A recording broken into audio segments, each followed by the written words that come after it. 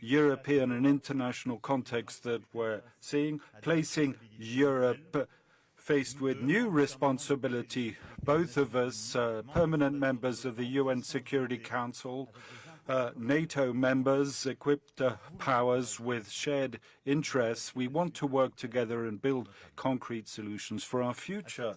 In this respect and in this context, I'd like to welcome the new turn that was taken and your resolve to re-engage with the EU, and congratulate you for the Windsor framework that was concluded with President van der Leyen. Now, this new beginning, we'd of course like to continue and take full advantage of it to coordinate more in support for Ukraine. I believe I can say we share the same assessment, the same resolve. Russia cannot and must not win this war. We've been helping Ukraine and the Ukrainian people from day one to resist humanitarily, militarily and economically, and we're doing everything so that this war doesn't spread globally. We've decided on concrete action together on the training of Ukrainian military and high-value segments, and together we want to prepare the coming weeks and months with a shared conviction is that we'll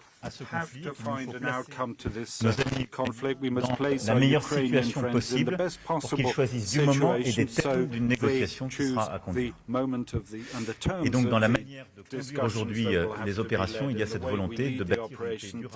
Result to build a lasting and acceptable peace in line with international law and the interests of the Ukrainian people. A year to the day in Versailles, there was a major European Council where we were defining the terms of European strategic autonomy, and during which we affirmed that Ukraine belonged to the European family. This strategic autonomy is also forged through a heightened need to build renewed ties with your countries. In terms of security and defense, we've discussed at length here how to bolster over and above the Russian aggression in Ukraine, to strengthen our shared capabilities, to work more on interoperability, operational, technical and human. I'm thinking in particular of our resolve to work ambitiously on the future anti-ship missile, the future cruise missile, interoperability of our future systems, and in areas as different as mastery of the seabed or energy-directed weapons. And so the strengthening of these capabilities is key, and it's also that we wish to build, to think also the terms of tomorrow's European security, to have a genuine legal framework and capabilities for our anti-missile protection, and to build what will happen after the decisions taken on New Start. You'll have understood our commitment is to work now for our continent in order to develop a common strategy, to strengthen our cooperation, do that in areas that are absolutely key for our countries. I'll just cite a few. Energy cooperation in this regard. This cooperation wasn't impacted by Brexit. It's bilateral, it's strong, it's the fruit of profound choices that you made of complementarity between models. Nuclear with Hinkley Point C and the most visible operationalization of cooperation in the sector. Sizewell C that we support fully, which will be an opportunity for new economic dynamism, and the resolve to continue this shared projects in civilian nuclear power and to strengthen our projects and cross-investments. We saw that once more this morning in terms of renewable energy. You have expertise and capabilities that are significant, offshore wind notably, and to have coordination in our low-carbon hydrogen strategy. I believe I can say that our interests converge fully. Same commitment on the environmental front with a shared ambition, accelerate our exit from fossil fuels, but also reform our international financial architecture, support against the fight of climate change, preparing the results of the summit to be held in Paris on the 23rd of June on the new financial pact, strengthen our joint commitments on defending biodiversity, and this through the various milestones in the year, the end-of-year COP to finalize joint achievements. And in the fight against illegal immigration, we wish to make progress in lockstep. We're aware of the human issues and the extreme sensitivity of these issues. Together, we're already acting, and I'd like to thank here both our ministers and all their teams who are working closely together. In 22, it's over 30,000 small boat crossings that we prevented. We dismantled 55 networks of organized crime and made 500 arrests thanks to the work of the joint Franco-British intelligence cell. Last October, we agreed on a renewed, ambitious bilateral framework to continue to fight against illegal immigration. Today, we've decided to continue in that direction, very operationally, concretely, and conscious of the shared nature of our responsibility.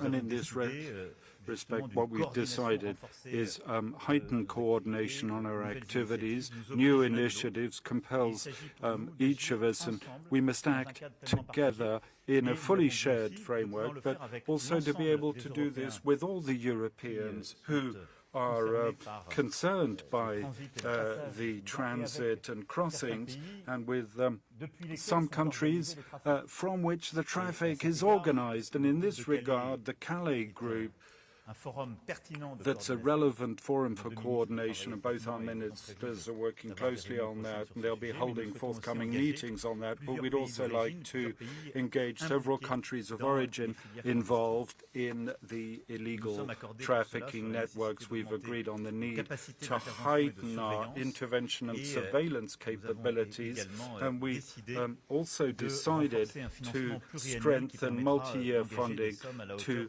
commit sums commensurate with the current need on both sides. And lastly, all the cooperation we've discussed today would be of not much use without concrete actions to strengthen ties between civil societies. We met with British and French businesses that are invested in decarbonization issues. We're able to announce very tangible projects and demonstrate through example this complementarity, this resolve to move forward together. We also met with young Franco-British talents looking very promising, and they will be the players of our Entente Cordiale. It was vital that they should be part and parcel of this summit, and it's in that same spirit that we've committed to greater cooperation between our museum, our young, our athletes, our schools, notably with a commitment to facilitate school trips between our two countries. Those are some of the issues of this 36th Franco-British summit, but you'll have understood that it wasn't a summit like just any other, and that given what has happened these past few years, and that the time, the planet and the continent are living through, it's a summit of a renewed ambition, and before even more ambitious concrete achievements. Thank you, Prime Minister, for being in Paris today.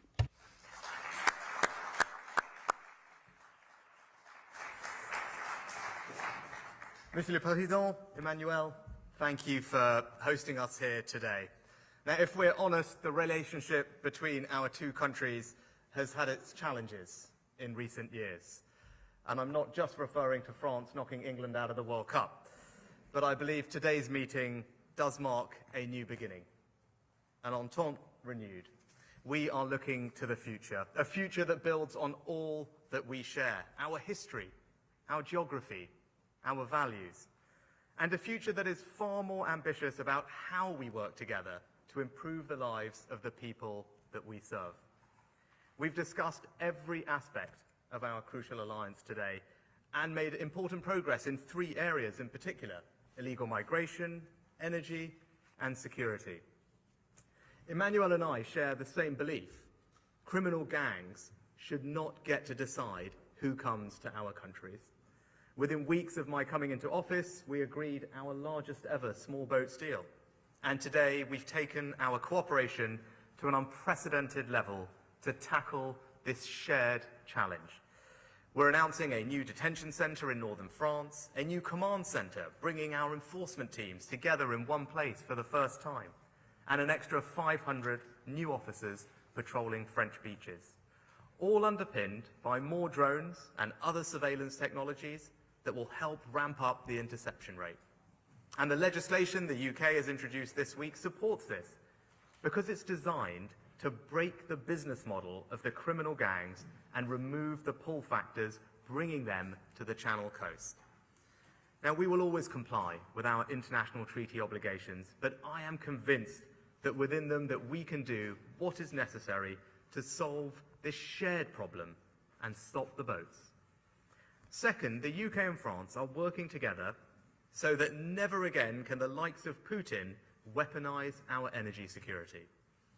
You are helping us to secure our supply of nuclear power thanks to EDF's incredible work at Sizewell C.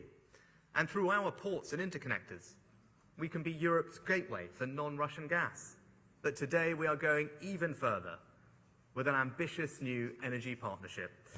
We've signed a new deal on civil nuclear cooperation, agreed that France will examine the case for new energy interconnectors, and committed to work together on low-carbon energy. Together, I believe we are creating a future where every watt of energy powering our homes and industry will come from secure, sustainable, and reliable sources. Third, the UK and France share a special bond and a special responsibility. When the security of our continent is threatened, we will always be at the forefront of its defence. And today we're going even further to strengthen our security and defence cooperation. We've agreed to train Ukrainian Marines, helping to give Ukraine a decisive advantage on the battlefield and for Ukraine to win this war. To increase the interoperability of our forces, harnessing the full potential of the combined Joint Expeditionary Force. To promote security and stability in the Indo-Pacific, coordinating our carrier deployments.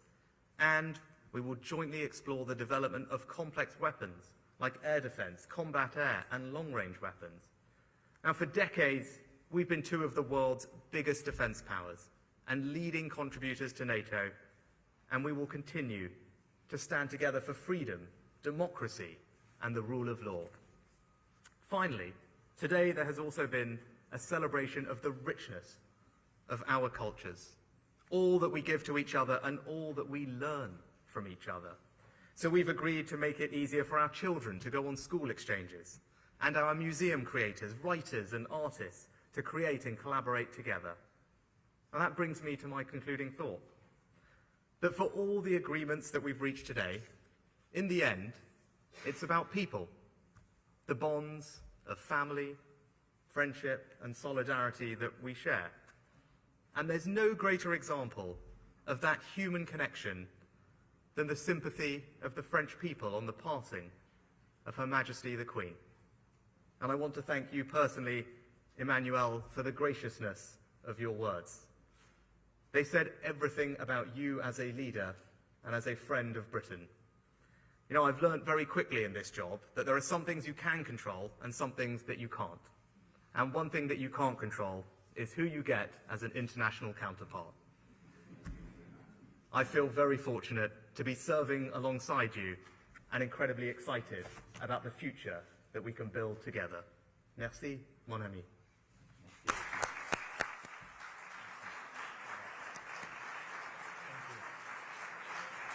Thank you.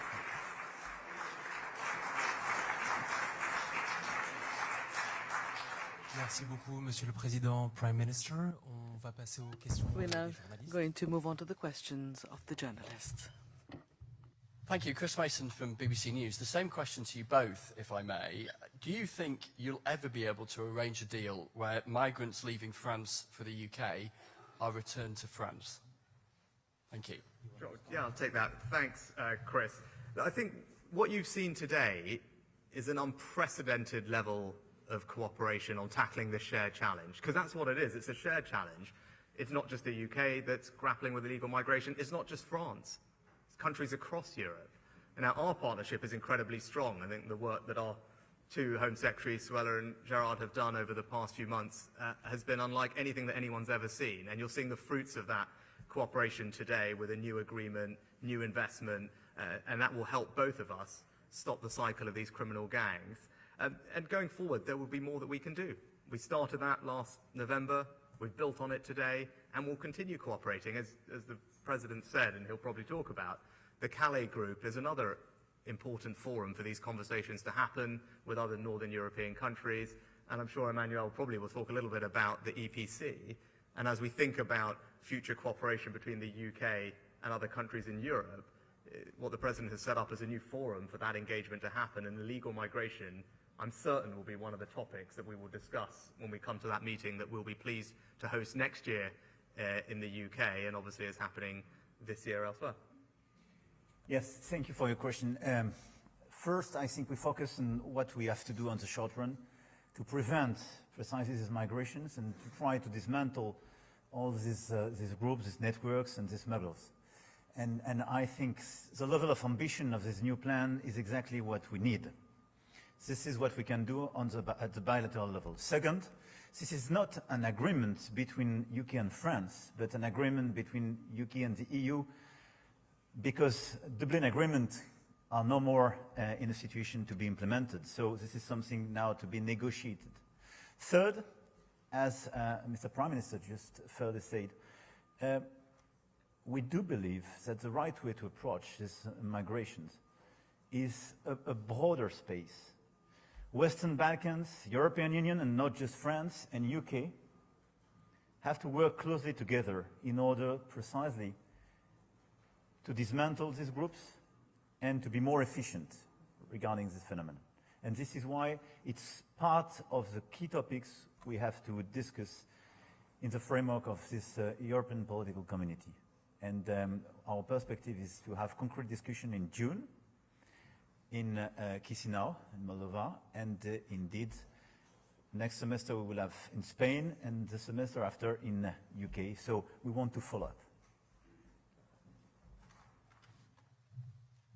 Question suivante pour la partie française. Following question on the French side. Bonjour, Monsieur le Président. Good Monsieur le Premier morning, ministre, Mr. President, Mr. Prime pour l'agence Minister, France Presse. Agence France Le Presse. Kremlin a dit voir la main Kremlin étrangère et said there's a particulièrement foreign occidentale hand and a derrière Western le mouvement de hand protestation des behind the derniers jours en protest Géorgie. movement in Quelle est Georgia votre recently. réponse à What is ça? your Et voyez-vous en response to this? retour la main de And in Vladimir return, Poutine do you see the derrière le hand of projet de Vladimir loi Putin in the gouvernemental draft que la Géorgie government a law finalement dû that retirer? Georgia Et has si je peux finally sur l'Ukraine, withdrawn? vous And if I may, on parliez Ukraine, you spoke about conditions à créer the pour une paix conditions to be created for a future Est-ce que vous peace. êtes sur la même Are you longueur on the d'onde sur la same wavelength nécessité when it comes to the d'une necessity négociation of à a terme? Est-ce que Monsieur negotiation? Sunak partage cette Mr. position Sunak, du do you président share français? this idea of the President?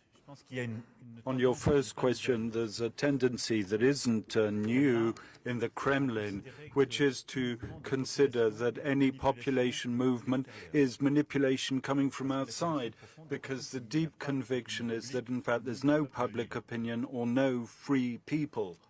We are entitled, as an old democracy, to believe the opposite.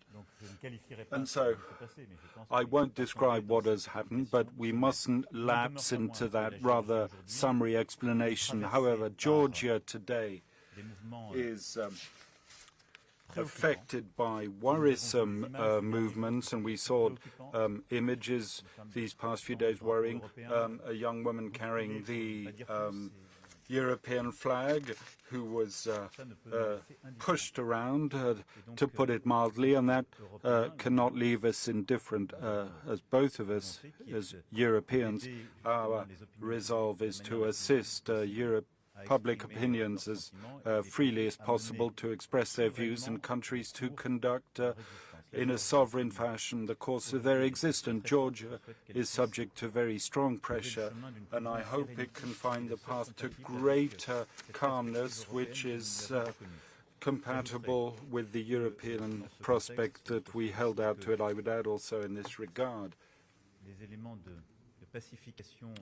that that peacemaking initiatives be taken by the government. Former political leaders held in poor health should be released so that we can take into account their state of health, and that the situation becomes calmer in regard to tensions. We'll return to that in the coming weeks.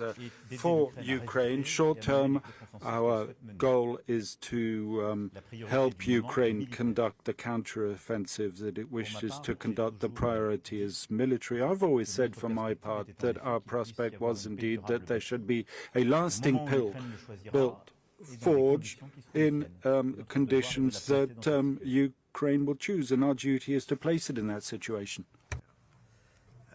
Thanks. And I think I agree with Emmanuel. So let me just be unequivocal about this. We want Ukraine to win this war, and we're absolutely united in that. And right now, that means providing them with the support and the capabilities and the training in order to mount a counteroffensive and have decisive advantage on the battlefield.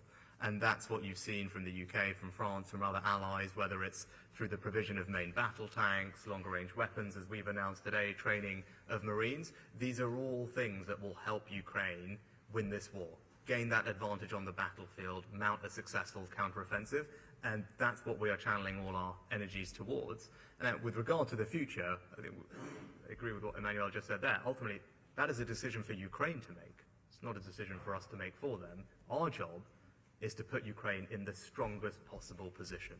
And that is what our conversations today have been about. That's what our defense ministers spend an enormous amount of time coordinating. And I think actually the announcements that you've seen from us today around training Marines, helping with the provision of ammunition, are very tangible examples of our commitment to deliver Ukraine that advantage. And that is where all our focus is going to be over the coming weeks and months.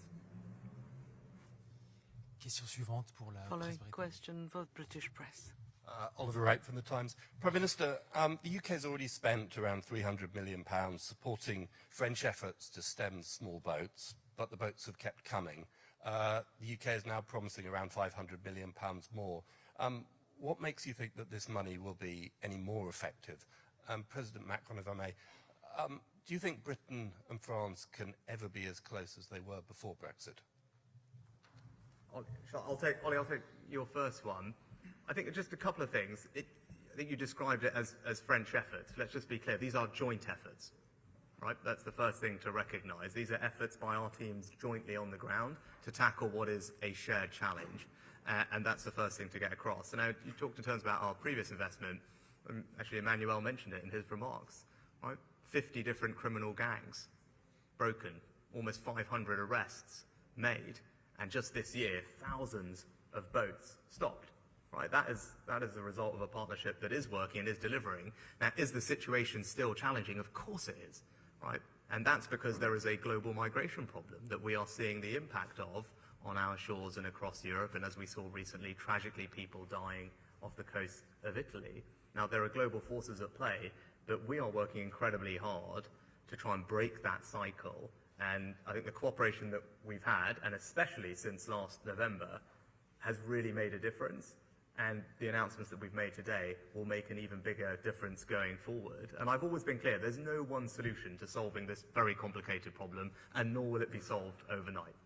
Right? But there's, our new legislation will help, and I've always said cooperation with our allies, especially France, is an important part of that. But where we can make investments alongside Emmanuel and France, we're not doing this alone, we're jointly investing in all these operations, or indeed upstream to disrupt criminal crime gangs, whether it's in the Balkans or elsewhere. Those are good investments for the UK to make if they stop people coming and reduce the pressure on our asylum system in our hotels. And I actually think today's agreements represent a very positive step forward, and the level of cooperation and integration is going to make a difference, and I think we are confident, our teams are confident, that you're going to see the benefit of that on the ground, and that's what we're going to deliver.